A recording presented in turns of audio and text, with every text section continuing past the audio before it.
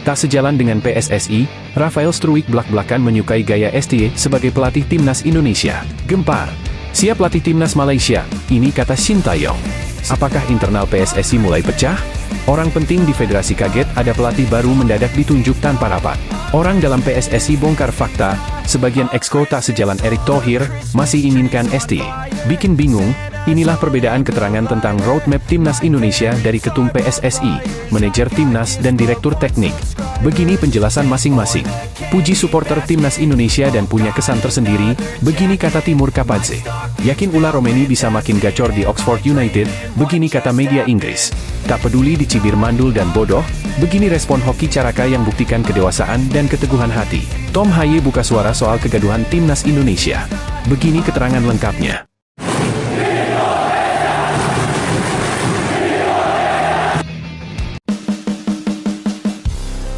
Tak sejalan dengan PSSI, Rafael Struwijk belak-belakan menyukai gaya STY sebagai pelatih timnas Indonesia.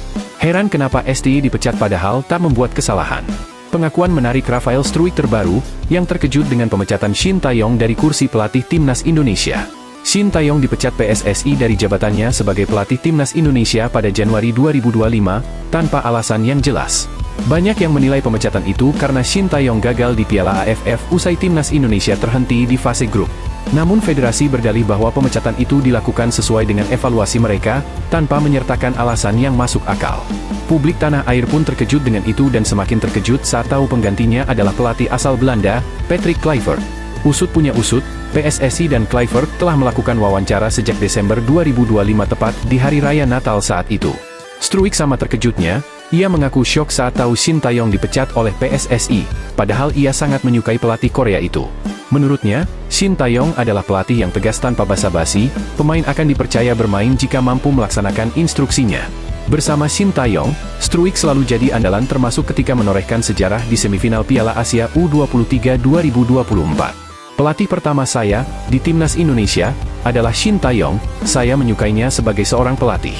Dan dia tak basa-basi, kamu harus melakukan ini dan itu. Jika kamu melakukannya dengan baik, kamu bisa main. Saya rasa kami memiliki periode yang bagus dengannya, tentu saja di Piala Asia. Kami memenangkan beberapa pertandingan penting, kata Rafael Struwijk dalam podcast Sport 77. Hingga akhirnya kedatangan Kluivert tiba, Struwijk mengaku syok saat Shin Tae-yong dipecat hanya untuk mendatangkan pelatih asal Belanda itu. Pemecatan pria berusia 55 tahun itu memunculkan tanda tanya besar di kepala Struwijk, apa alasan PSSI memecat pelatih yang tidak berbuat buruk? Setelah itu Patrick Kluivert datang, jujur bagi saya itu adalah kejutan, mungkin bagi banyak orang karena Shin Tae-yong tidak berbuat buruk, kata Struwijk lagi. Meski begitu, bukan berarti para pelatih dari Belanda yang menggantikan Shin Tae-yong tidak berkualitas. Struwijk mengakui mereka bagus, tapi salah momentum datang dan menukangi timnas Indonesia. Waktu mereka terbatas dan sangat singkat untuk bisa menukangi tim sekelas timnas Indonesia. Mereka adalah pelatih yang bagus di Belanda, jadi ya saya pikir mereka juga pelatih yang sangat bagus. Tapi itu sulit bagi mereka, karena mereka hanya memiliki periode singkat dan mereka harus mencapai ini, kata Struwijk lagi. Di usianya yang masih 22 tahun, Struwijk sudah mencatatkan 37 caps untuk timnas Indonesia senior. Sosoknya dapat dikatakan menjadi pemain tak tergantikan di skuad Garuda di bawah asuhan Shin Tae-yong. Gempar. Siap latih timnas Malaysia, ini kata Shin Tae-yong. Sebuah pernyataan mengejutkan datang dari mantan arsitek timnas Indonesia, Shin Tae-yong. Setelah berpisah dengan Ulsan HD bulan lalu, pelatih asal Korea Selatan itu secara terbuka menyatakan tidak menutup kemungkinan untuk melanjutkan karir kepelatihannya di Malaysia. Sinyal kuat ini ia sampaikan saat ditemui di sela-sela turnamen KFAM 2025 International Youth Cup di Subang Jaya, Malaysia, beberapa waktu lalu. Di tengah statusnya yang kini menganggur, STY menegaskan bahwa dirinya selalu terbuka untuk tantangan baru, baik di level klub maupun tim nasional. Saat ditanya secara spesifik apakah Malaysia menjadi destinasi yang menarik baginya, jawabannya seolah menjadi kode keras bagi Federasi Sepak Bola Malaysia, FAM. Saya selalu terbuka untuk bermain, melatih, di mana saja, tim nasional atau tim profesional, kata Shin Tae-yong dikutip dari Harian Metro, Rabu, 26 November 2025. Pernyataan ini sontak membuat geger, mengingat rivalitas panas antara Indonesia dan Malaysia. Kemungkinan melihat STY, yang sukses mengubah wajah sepak bola Indonesia, menyeberang ke kubu Harimau Malaya tentu menjadi sebuah skenario mengerikan untuk fans Garuda. Pernyataan berikutnya yang menjadi sorotan, Shin Tae-yong secara lugas menyebut Indonesia sebagai negara dengan sistem pembinaan yang lebih rapi dan terprogram. Namun, menurut saya Indonesia memiliki sistem pembinaan yang lebih terstruktur mulai dari level U17 hingga skuad senior, tegasnya. Pelatih berusia 55 tahun ini mengaku saat ini masih ingin beristirahat sejenak sebelum kembali ke lapangan hijau. Saya belum punya tim, saya ingin istirahat dulu dan belum punya rencana apa-apa, jelasnya. Namun, dengan rekam jejaknya yang mentereng, termasuk membawa Indonesia lolos ke Piala Asia 2023, pintu yang ia buka untuk Malaysia ini bisa menjadi awal dari saga transfer pelatih paling panas di Asia Tenggara. Apakah internal PSSI mulai pecah? Orang penting di federasi kaget ada pelatih baru mendadak ditunjuk tanpa rapat. Dugaan adanya ketidakharmonisan di internal Federasi Sepak Bola PSSI mulai tercium. Wakil Ketua Umum PSSI, Zainuddin Amali berani bersuara mengungkap kejanggalan. Polemik muncul setelah Nova Arianto mendadak diumumkan ditunjuk menjadi pelatih Timnas Indonesia U20. Pengumuman penunjukan ini disampaikan langsung oleh Dirtek PSSI Alexander Zuyers, Ketua BTN PSSI, Sumarji dan Sekjen PSSI Yunus Nusi di GBK Arena pada Kamis, 20 November 2025. Keputusan mendadak itu mengejutkan sejumlah petinggi PSSI, termasuk Zainuddin Amali. Zainuddin Amali menyebut, proses penunjukan Nova Arianto sebagai pelatih Timnas Indonesia U20 tidak mengikuti mekanisme organisasi. Situasi ini memunculkan spekulasi soal retaknya komunikasi di tubuh federasi, sekaligus menyoroti transparansi dalam pengambilan keputusan strategis pada tim nasional.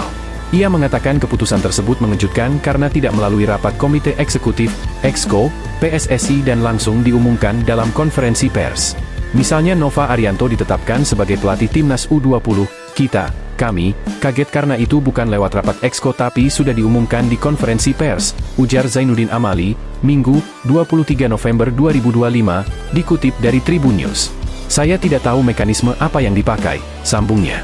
Mantan Menpora RI itu berharap, kedepannya proses pemilihan pelatih Timnas Indonesia terutama untuk tim senior harus mengikuti mekanisme organisasi yang benar. Menurutnya, EXCO harus diberi kesempatan untuk mewawancarai para calon pelatih sebelum diumumkan.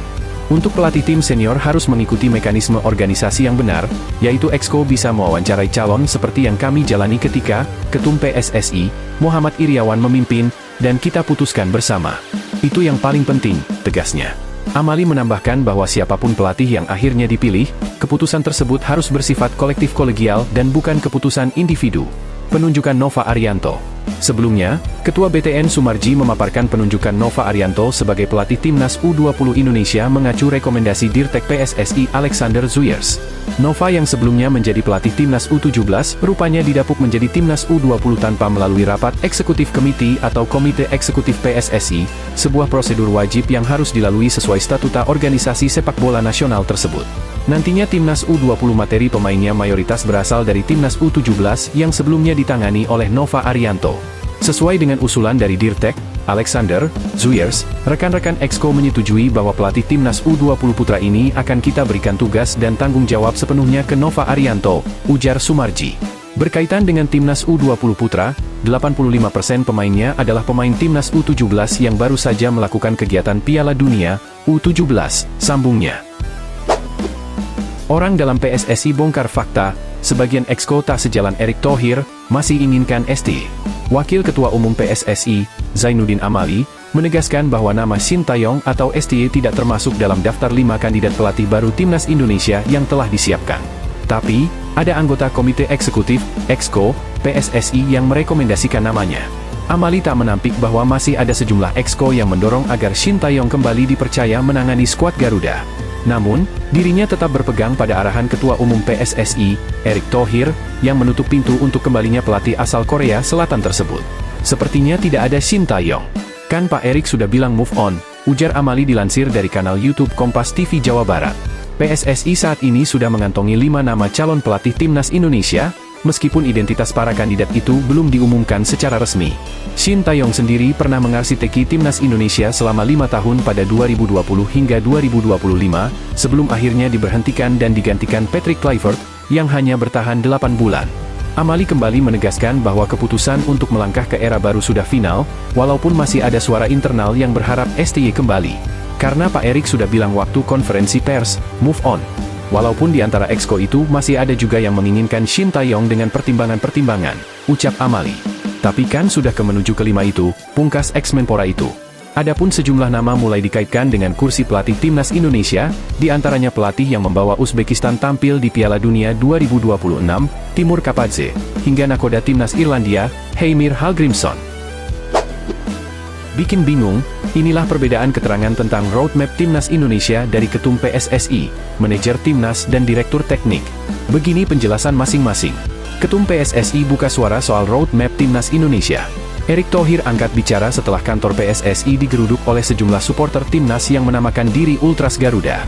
Erick menyatakan bahwa ia menerima masukan para supporter sebagai bentuk dinamika dalam negara demokrasi. Pernyataan tersebut disampaikan Erick Thohir usai melepas ribuan pelari dalam ajang Bang Jateng Borobudur Marathon 2025 di Kompleks Candi Borobudur, Magelang, Jawa Tengah, Minggu pagi. Kita kan negara demokrasi, tidak mungkin kami yang diberi amanah hari ini tidak ada kekurangan. Kita sebagai manusia pasti banyak kekurangan, ujar Erick di Magelang, Minggu, 16 November 2025. Ia menambahkan bahwa kritik dan masukan dari supporter harus dipandang sebagai hal yang wajar. Sebelumnya Ultras Garuda mengajukan sederet tuntutan dalam orasinya, salah satunya penyusunan roadmap PSSI.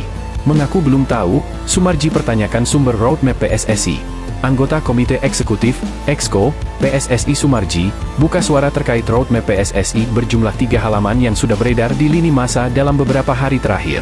Dia mengaku belum tahu soal peta jalan strategis timnas Indonesia. Diketahui, roadmap PSSI viral di media sosial dalam beberapa hari terakhir. Keramaian ini tercipta karena dalam peta jalan strategis yang beredar, hanya ada 3 halaman. Tak hanya itu, roadmap PSSI bertajuk Garuda Membara juga hanya berfokus pada timnas Indonesia Putra. Dalam roadmap itu, target besarnya adalah lolos ke Piala Dunia 2030 dan menembus ranking 70 dunia pada 2034. Kemunculan roadmap itu tak diketahui muncul dari mana. Sumarji selaku salah satu exco PSSI pun memberikan pernyataan serupa. Dia mengaku tak tahu soal roadmap 3 halaman tersebut. Ya coba tanyakanlah. Dan belum bisa menjawab, saya tidak akan komen berkaitan dengan itu, kata Sumarji di kawasan GBK, Senin 17 November 2025. Sumarji menyebut, roadmap itu belum pernah dilihat sama sekali. Sehingga dia juga mempertanyakannya. Ya sudah. Ya tanyakan sumbernya pertama dari mana. Saya juga belum tahu kok. Karena memang belum dikasih tahu, ujarnya. Dalam roadmap Garuda Membara yang beredar, pada bagian visi dan misi, tertulis bahwa PSSI ingin timnas Indonesia bisa menyatukan dan menginspirasi bangsa. Roadmap itu juga tertulis bahwa target besar Garuda adalah lolos ke Piala Dunia 2030 yang akan digelar di 3 negara, yakni Spanyol, Maroko, dan Portugal.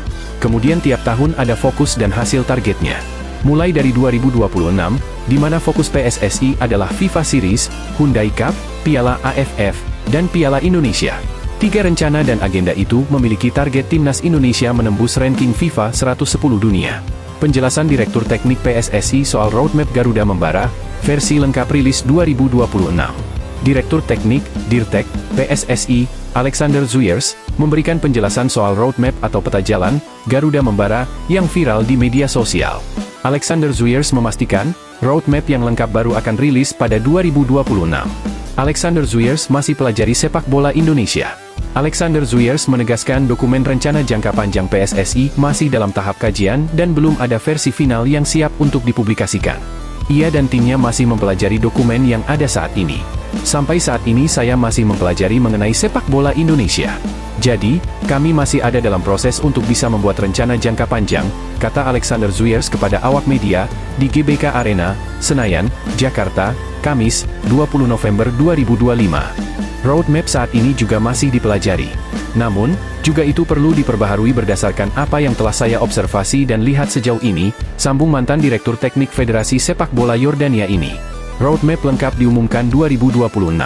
Penjelasan Alexander Zuyers ini muncul setelah publik ramai membahas beredarnya roadmap PSSI bertajuk Garuda Membara yang hanya terdiri dari 3 halaman. Peta jalan ini menjadi viral karena memuat target besar timnas Indonesia seperti lolos ke Piala Dunia 2030 dan menembus ranking 70 dunia pada 2034. Namun, dokumen itu tidak jelas asal-usulnya. Alexander Zuyers memastikan rencana jangka panjang federasi yang utuh dan komprehensif baru akan dirilis pada 2026 setelah seluruh proses kajian dan penyesuaian selesai. Kami berencana untuk meluncurkan roadmap lengkapnya pada 2026, ungkapnya. Jadi, Kami perlu sangat teliti untuk mengetahui dengan pasti, terukur dengan baik, direncanakan dengan matang, sebuah peta jalan yang benar-benar aman dan disesuaikan secara khusus dengan lanskap sepak bola saat ini, tutup Alexander Zuyers. Puji supporter timnas Indonesia dan punya kesan tersendiri, begini kata Timur Kapadze. Timur Kapadze dikabarkan menjadi salah satu kandidat pelatih timnas Indonesia. Juru taktik berusia 44 tahun itu juga sudah berkunjung ke Indonesia. Hanya saja, kedatangannya ke tanah air kali ini sebagai duta pariwisata. Kapadze tidak sering berkunjung ke Indonesia. Terakhir kali ia datang pada 2009 saat negaranya bertanding melawan Arab Saudi. Saat itu saya sempat mampir ke Jakarta, ujarnya. Namun, kunjungan singkat itu cukup berkesan dan membekas meski sudah lama berlalu. Kini saya langsung datang dari bandara. Undangan dari Effendi Ghazali, katanya. Pelatih yang mengantarkan Uzbekistan melaju ke Piala Dunia 2026 itu mengaku mulai mempelajari banyak hal tentang Indonesia. Ia memulai dari masyarakatnya, karena menurutnya faktor manusia adalah yang paling menentukan. Mereka memberikan asesmen sangat positif terhadap keputusan saya berkunjung. Dan sikap masyarakat Indonesia sangat ramah. Saya merasa sangat dihormati, ucapnya. Mantan gelandang timnas Uzbekistan itu juga berkesempatan melaksanakan salat Jumat di Masjid Istiqlal, Jakarta. Saya merasa bahagia dan senang karena kunjungan saya bertepatan dengan salat Jumat. Jadi bisa dibilang ini rahmat Allah, dikaruniai Allah diawali dengan ini, bebernya. Selain itu, soal sepak bola, Timur tahu betul bahwa Indonesia memiliki salah satu basis penggemar terbesar. Ia melihatnya secara langsung saat tim besutannya bertemu Indonesia U23 di Piala Asia U23 2024 yang berlangsung di Qatar. Meski pertandingannya digelar di Qatar, fans Indonesia hadir dalam jumlah besar. Jadi kesan saya, orang Indonesia sangat suka sepak bola. Dari dukungan fans waktu kami menghadapi Indonesia, saya paham fans di sini sangat kuat, ujarnya. Yakin ulah Romeni bisa makin gacor di Oxford United, begini kata media Inggris. Media Inggris This is Oxfordshire menaruh ekspektasi tinggi kepada ulah Romeni. Mereka menilai sang penyerang berpeluang memberikan impak besar bagi Oxford United setelah pulih sepenuhnya dari cedera. Laporan media lokal itu menyebut, kehadiran Ula yang sudah mulai kembali merumput membuat Oxford United punya tambahan opsi serangan penting untuk menghadapi periode sibuk ke depan. Mereka meyakini, begitu bugar 100%, Ula dapat memberikan dimensi berbeda di lini depan. Seperti diketahui, Ula Romeni tengah dalam proses pemulihan setelah mengalami cedera kaki cukup parah pada ajang pramusim Piala Presiden 2025, Juli lalu. Striker berusia 25 tahun tersebut sempat menepi cukup lama dari pertandingan kompetitif. Namun, perkembangan pemulihannya berjalan positif dan kini memasuki tahapan akhir. Ula bahkan sudah mendapat lampu hijau untuk membela timnas Indonesia pada awal Oktober lalu. Di level klub, dia juga sudah kembali tampil bersama Oxford United pada awal November, meski baru dimainkan selama 9 menit. Pemain depan itu kembali beraksi melawan Stoke City, dengan tampil selama 9 menit dari bangku cadangan tetapi tetap berada di ruang istirahat selama perjalanan ke markas West Bromwich Albion akhir pekan lalu, tulis This is Oxfordshire, Sabtu, 22 November 2025. Meski menit bermainnya masih sangat terbatas, This is Oxfordshire menilai adaptasi Ula dengan skuad Oxford United tidak akan menjadi masalah besar. Kehadiran beberapa rekrutan baru seperti Will Langshaar, Brian de Keersmaeker, dan Philip Krastev juga diyakini bisa melengkapi karakter permainan Ula di lini depan. Akan menarik untuk melihat apakah dia, Ula Romeni, dapat tampil dan memanfaatkan kesempatannya untuk bergabung dengan pemain tambahan baru musim ini, tulis This is Oxfordshire. Media tersebut menilai kombinasi Ula dengan para pemain baru bisa menjadi salah satu kunci peningkatan prestasi Oxford United. Saat ini, semuanya bergantung pada bagaimana Ula Romeni memanfaatkan kesempatan yang diberikan tim pelatih. Pemain kelahiran Nijmegen, Belanda, sekaligus mantan penggawa Utrecht itu diharapkan bisa cepat kembali ke performa terbaik dan membantu Oxford United melewati periode Natal yang selalu padat jadwal bagi klub-klub Inggris. Kemampuan itu tentu ada pada mantan pemain Utrecht itu, dan dia bisa memberikan percikan segar yang dibutuhkan Oxford United menjelang periode Natal yang sibuk, tutup This is Oxfordshire dalam laporannya. Bagaimana menurut kalian? Tak peduli dicibir mandul dan bodoh, begini respon Hoki Caraka yang buktikan kedewasaan dan keteguhan hati. Hoki Caraka kembali menyita perhatian publik pada lanjutan Super League 2025-2026. Hampir mencetak gol keduanya untuk Persita Tangerang, tendangan melengkung Hoki sempat meluncur deras ke gawang Malut United. Namun, momen indah itu harus buyar setelah wasit Dwi Wiratmono menganulir gol tersebut usai meninjau VAR.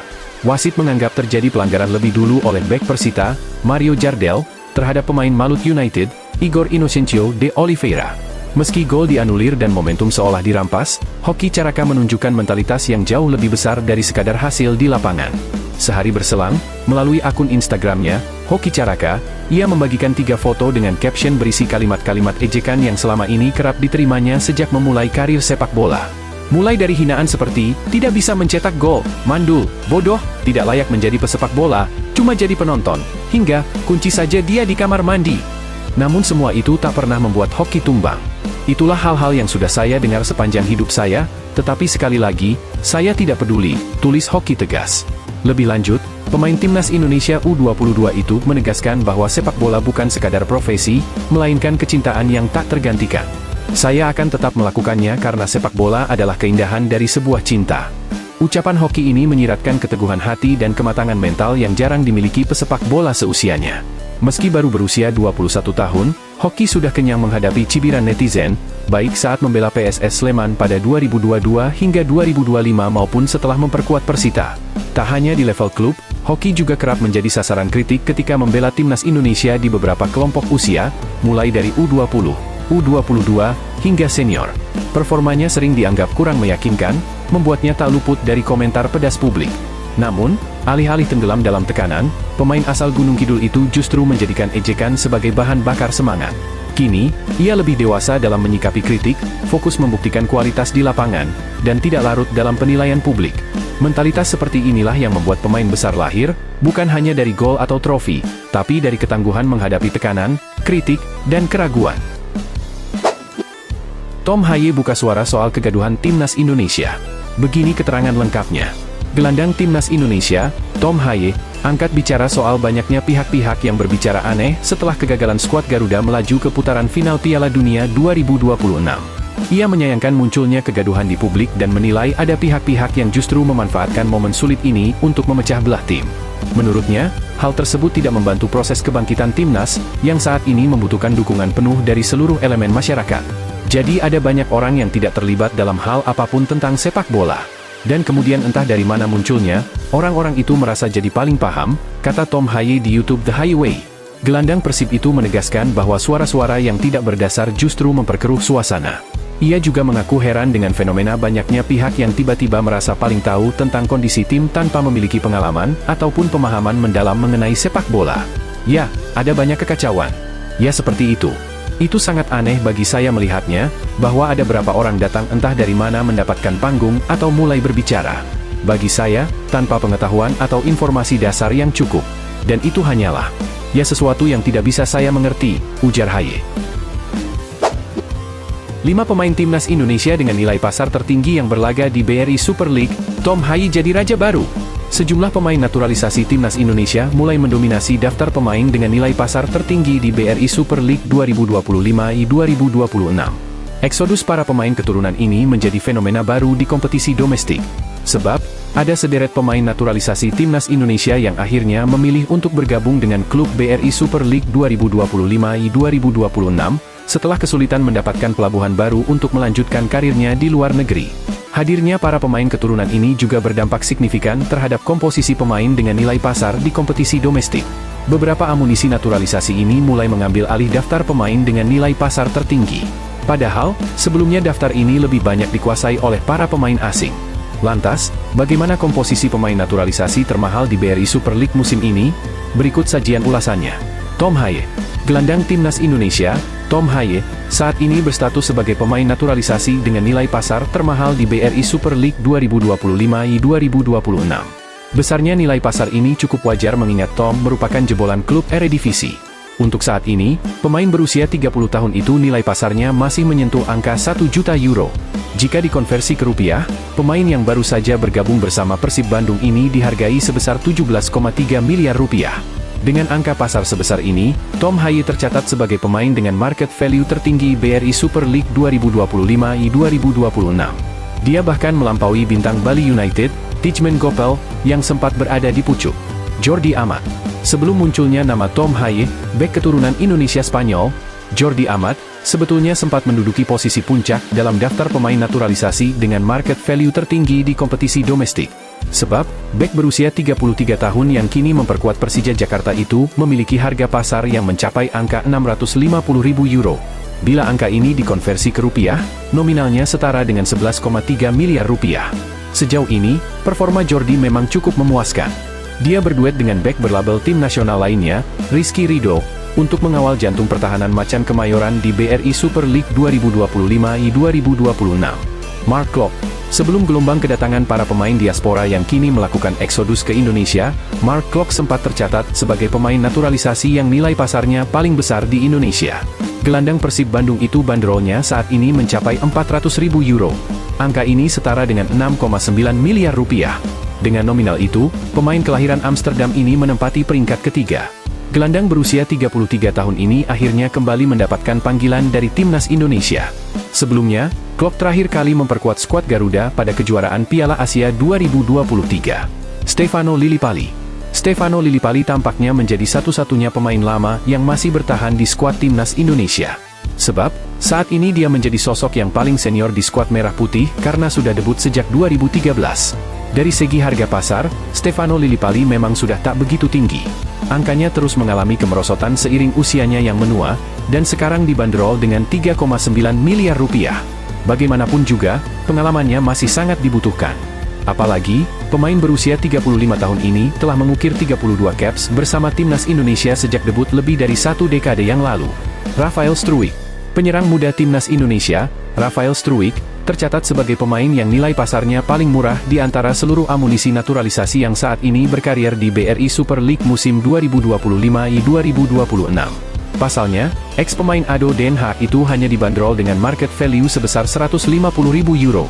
Apabila dikonversi ke rupiah, harga pasar pemain berusia 22 tahun itu hanya mencapai 2,6 miliar rupiah. Kini, Struwijk harus menerima kenyataan pahit karena dirinya mengalami penurunan kelas. Jika sebelumnya lebih banyak memperkuat tim senior, Struwijk harus bermain untuk timnas Indonesia U23.